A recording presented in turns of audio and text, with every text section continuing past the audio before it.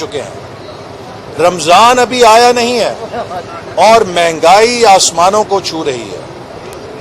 لوگ شاید سحری اور افطاری میں سے بھی یہ چوز کرنے پہ مجبور ہوں گے کہ کیا وہ سحری کریں یا وہ افطاری کریں۔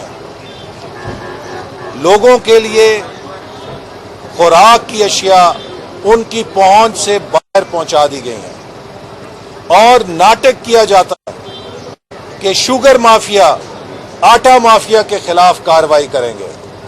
کدھر ہے وہ نیب جس کے چیئرمین کہتے ہیں کہ آٹا اور شوگر مافیا کے خلاف نیب کارروائی کرے گا؟ کس کو گرفتار کیا ہے؟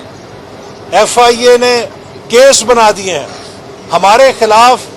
تو ایک اخباری کوئی چیتھڑا جو تھا، کوئی ایک تیسرے درجے کا جو اخباری چیتھڑا ہوتا تھا، اس میں ایک فرضی خبر چھپوا کے تو ہمیں گرفتار کر لیا جاتا تھا۔ یہاں اربوں روپے کے غبن کی تحقیقات ہو گئی ہیں، لیکن نیب کی جرت نہیں ہے کہ کسی حکومت کے وزیر کو گرفتار کر سکے۔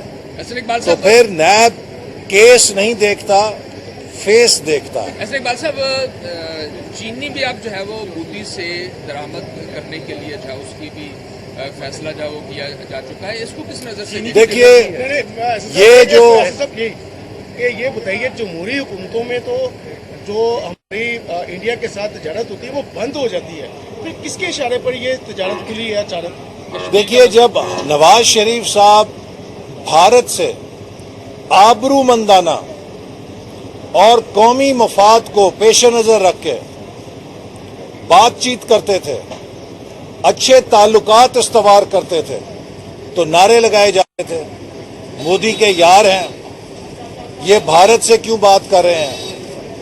اگر بھارت کے وزیر اعظم چل کے پاکستان آتے تھے تو اس پر تو غداری کے فتوے لگ جاتے تھے۔ آج مجاہد ملت اور مبلغ اسلام حضرت مفتی عمران احمد نیازی صاحب جو ہمیں درس دیا کرتے تھے کہ کشمیر پہ مودی ہٹلر بن کے کیا ظلم ڈھا رہا ہے، جو ہمیں ہندوتوا پالیسیوں کے بارے میں اسمبلی میں لیکچر دیا کرتے تھے، جو ہمیں بتاتے تھے کہ دنیا کے امن کے لیے بھارتی وزیر اعظم کتنا خطرہ بن چکے ہیں، اس بات کا جواب دیں کہ یہ ہواؤں نے رخ کیسے بدل لیا ہے؟ کیا بھارت نے کشمیر کے بارے میں کوئی نرمی دکھائی ہے؟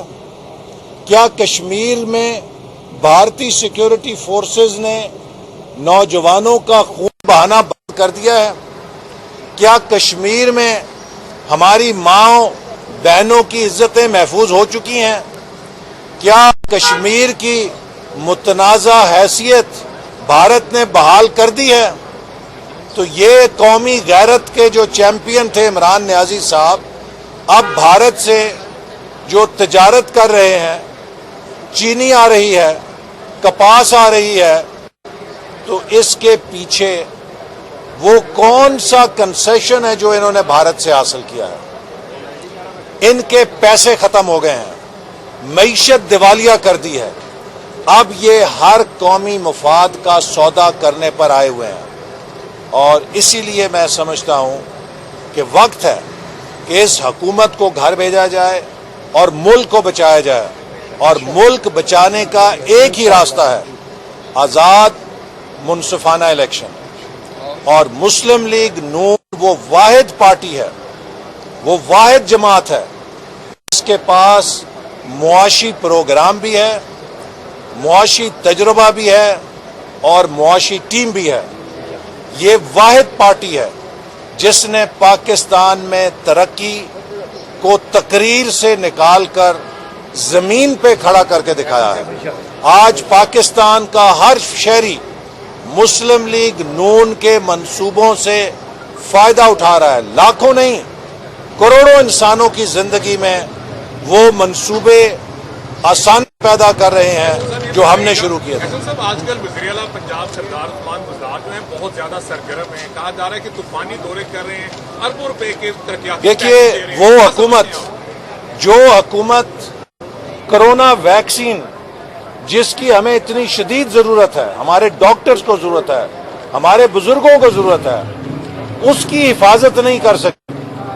کہیں کرونا ویکسین صحیح طرح سٹور نہ کرنے پہ ضائع ہو رہی ہے، اور کئی ہزاروں کی تعداد میں خرد برد کر کے وی آئی پیز کو کرونا ویکسین دے دی گئی ہے. یہ ہے اس حکومت کی میرٹ پالیسی.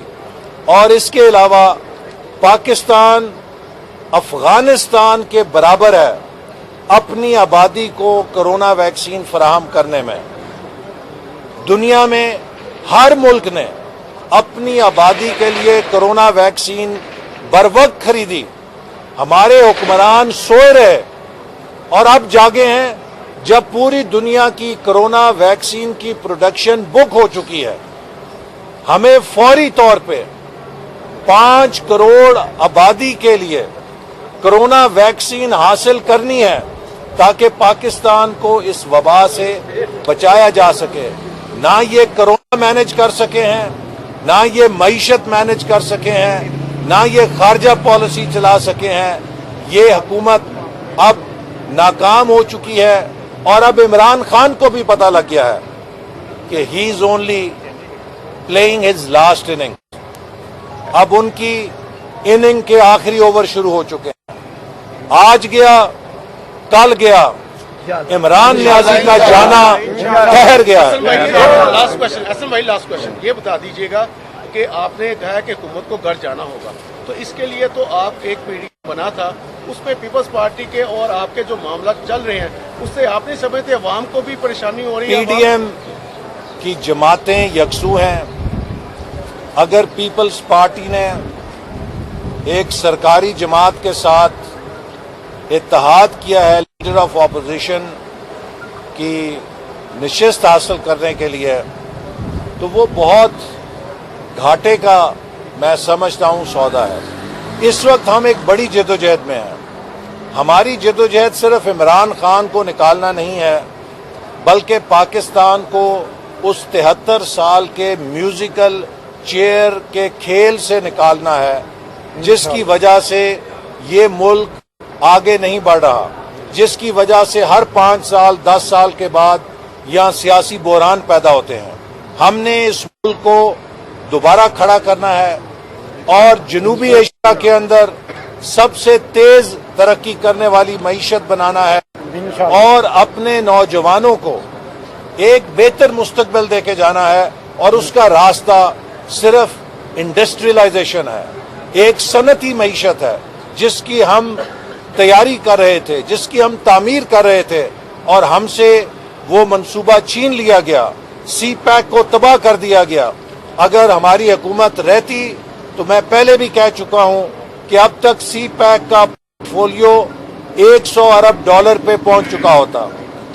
اربوں ڈالر کے سرمایہ کاری اسپیشل اکنامک زونز میں آ چکی ہوتی، لاکھوں روزگار پیدا ہو رہا ہوتا. سب کچھ اس عمران نیازی کی خاطر تباہ کر دیا گیا. بہت شکریہ.